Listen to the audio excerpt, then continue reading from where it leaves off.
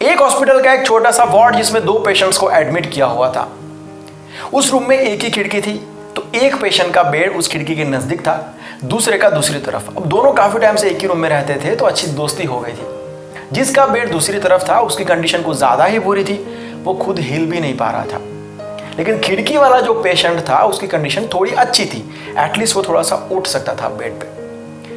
अब दोनों पूरा दिन सोते सोते बातें करते रहते थे अपनी लाइफ के बारे में, फैमिलीज के बारे में। खास करके दूसरी तरफ वाला जो पेशेंट था वो ऑलवेज बताता कि उसकी लाइफ में कितने प्रॉब्लम्स है, कितने इश्यूज है, कितने टेंशन है, एक मुसीबत जाती है दूसरी आ जाती है, वगैरह वगैरह। फिर कहता था कि नहीं, मैं सिर्फ इसलिए बता रहा हूँ क्योंकि वो कहते ना कि दुख बांटने से कम होता है। तो खिड़की वाला पेशेंट हंसता था कि अरे नहीं नहीं, आप बताइए, मैं सुन रहा हूँ, आप बोलिए। जब शाम होती थी तो ये खिड़की वाला पेशेंट अपने बेड पर थोड़ा सा ऐसे उठता था, खिड़की के बाहर का नज़ारा देखता था और वो सारी बातें नरेट करता था। यहाँ पर एक बहुत ही खूबसूरत तालाब है, बहुत सारे पंछी भी है, छोटे छोटे बच्चे खेल रहे हैं, लव कपल्स अपने हाथों में हाथ डालकर घूम रहे हैं, क्या मौसम है, क्या नज़ारा है, बहुत खूबसूरत, बहुत खूबसूरत। दूसरा पेशेंट ये सब कुछ सुन के इमेजिन करता था, सोते सोते ही उसको बहुत अच्छा फील होता था, खुश होता था वो। अब ये इन दोनों का रोज का काम था। एक दिन सुबह रोज की तरह नर्स रूटीन चेकअप के लिए आती है और देखती है कि ये जो खिड़की वाला पेशेंट था वो ऑफ हो गया है। रात को हुआ होगा शायद ये सब कुछ। दूसरे पेशेंट को ये सब सुन के बहुत दुख होता है, शॉक लगता है। उसने कहा कि रात को तो हमने बहुत सारी बातें की, ये एकदम कैसे हो सकता है। नर्स ने कोई रिस्पॉन्स नहीं किया। वो तैयारी में लगे हुए थे उस पेशेंट को हटा के दूसरे पेशेंट को लाने की। तो पहले वाला पेशेंट बोला कि मैडम मुझे वहां पर शिफ्ट कर दो ना, वो खिड़की है ना इसलिए। नर्स ने उनको शिफ्ट कर दिया। वो दुखी था लेकिन एक्साइटेड भी था वो खिड़की के बाहर देखने के लिए, जिसके बारे में आज तक उसने सिर्फ सुना था। कुछ दिनों के बाद जब वो थोड़ा सा ठीक हुआ, बेड पर उठ सकता था, शाम हुई, बहुत सारी एक्साइटमेंट खिड़की के बाहर देखने के लिए। वो उठा और उसने बाहर देखा, और क्या देखा?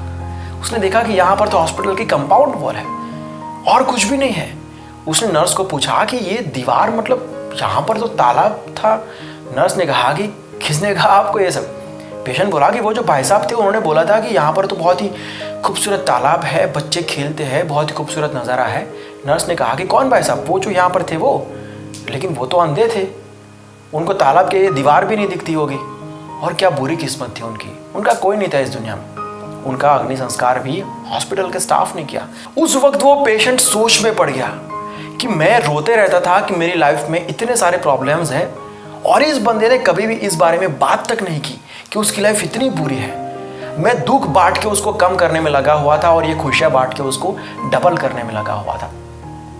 उसने ऑलवेज ऐसी बातें की जिससे मुझे खुशी मिली, खुद के इतने बुरे हालात होने के बावजूद। और इन सब से ऊपर मेरे पास तो आंखें भी है, वो तो ये दीवार तक नहीं देख पाया।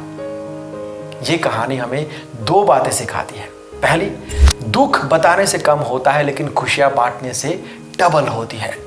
सबके अपने अपने प्रॉब्लम्स है यार, लेकिन उसका मतलब ये नहीं है कि आप झोले को ना सब जगह पर उठा के सब जगह पर घूमो। खास करके जब आप घर पर जाते हो, सारे टेंशन, प्रॉब्लम, इश्यू जो भी है बाहर रख के जाओ। घर वालों को खुशी दो, खुशी की बातें शेयर करो, लोगों को खुश रखो। आपको रिटर्न में डबल खुशी मिलने वाली है और उससे आपका अपना जो ये झोला लेके घूम रहे हो ना, वो भी कम हो जाएगा। बहुत ही मैजिकल चीज़ें ट्राई करना। किसी और को खुश करके खुद खुश रखने का ये बहुत ही आसान तरीका है। दूसरी बात, आपके पास जो कुछ भी है ना, जो कुछ भी जैसा भी है ना, उसकी इज्जत करो, कदर करो, वैल्यू करो। अगर आपको रिच फील करना है ना, तो एक पेन और पेपर ले लो और आपके पास जो कुछ भी आज अभी जो कुछ भी है वो लिखो। ये जो भी चीज़ आपके पास है ना, वो किसी का सपना है। ऐसे बहुत सारे लोग हैं दुनिया में जो बहुत ही ज़्यादा मेहनत करेंगे, पूरी ज़िंदगी मेहनत करेंगे, तब भी यहाँ तक नहीं पहुँच पाएंगे जहाँ पर आज आप ऑलरेडी हो। तो जहाँ पर भी हो उसकी इज्जत करो, कदर करो। ओके देन, आज की बातें यहीं तक रखते हैं। उम्मीद करता हूँ कि आपको ये कहानी अच्छी लगी होगी। आप इस कहानी से क्या सीखे हो कमेंट करके बताना। सबसे अच्छी कमेंट को पिन किया जाएगा। मैं मिलता हूँ कल शाम को 6 बजे एक नई कहानी के साथ। अगर कुछ डायरेक्ट बात करना चाहते हो या फिर कोई कहानी शेयर करना चाहते हो तो ये मेरा इंस्टाग्राम आईडी है, मैसेज कर सकते हो। मिलते हैं बहुत जल्द एक नए वीडियो के साथ, एक नई कहानी के साथ। Bye, take care and see you soon.